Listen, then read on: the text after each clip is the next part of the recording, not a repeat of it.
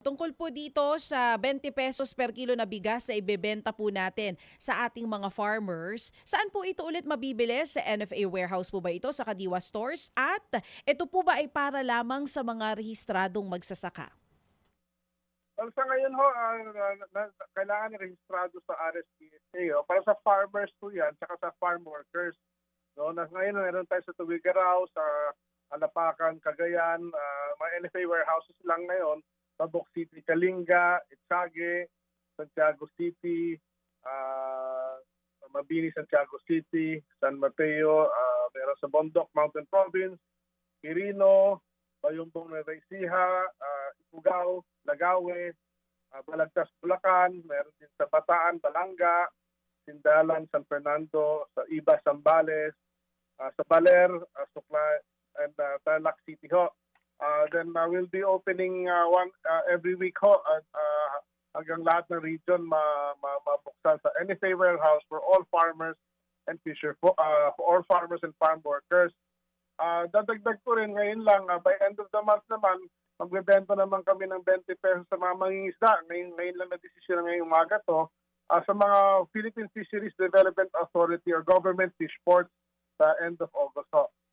Okay, that's good news po. Hindi lang for the farmers. At least ngayon nga po, para din sa mga mangingisda. Pero bago po natin yung puntahan yung sa mga mangingisda that will start end of August, ito pong para sa mga farmers, paano po yun kung registered lamang na magsasaka at farm workers? Kapag bumili sila sa NFA warehouse, naghahanap po ng ID, may listahan na po kayo kung sino lang yung mga po pwedeng makabili at ilang kilo po ang po pwedeng bilhin ng bawat farmer at farm worker.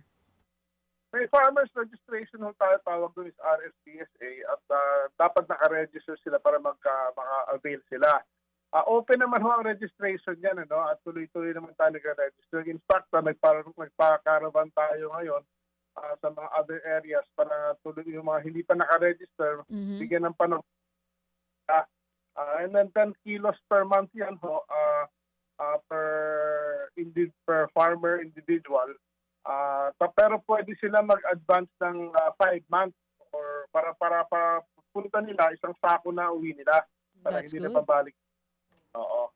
Magandang balita po yun. Pwedeng isang bagsakan yung bili for 5 months. Pero, Sek, sabi nyo nga po kanina, pwede pa magparehistro ang mga hindi rehistrado para po maka-avail po nitong 20 pesos per kilo. Saan po ang registration? Sa NFA po ba yan? Oo.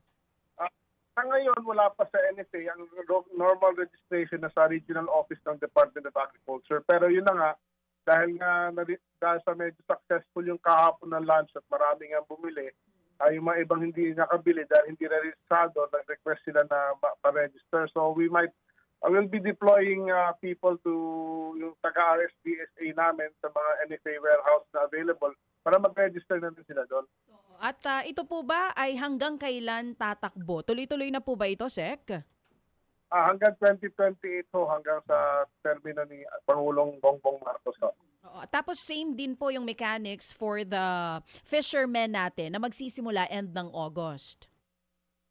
Yes, pero yung baka 10 kilos a month lang, sir, ma'am, yung kanilang allocation, baka hindi sila makakuha ng 50 kilos na one time, 5 months advance. Pero wala pong final dun ho at pinag-aaral namin. Opo. Sek, mukhang lumalawak itong programa. And as we all know, ito ho naman po is subsidized actually na bigas. Sa usapin po ng funding for this year, kamusta po, Sek?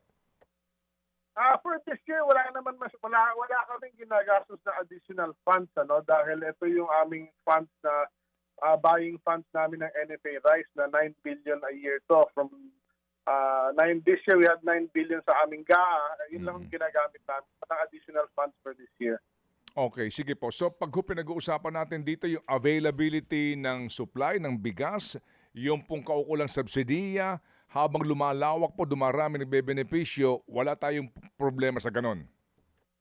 Wala ho. At ang magandang balita, lumabas na yung aming NEP, the President's Budget for 2026. At talagay na rin doon yung additional 10 billion na pinangako ng ating Pangulo at natupad niya. Wag lang sanang baguhin sa BICAM.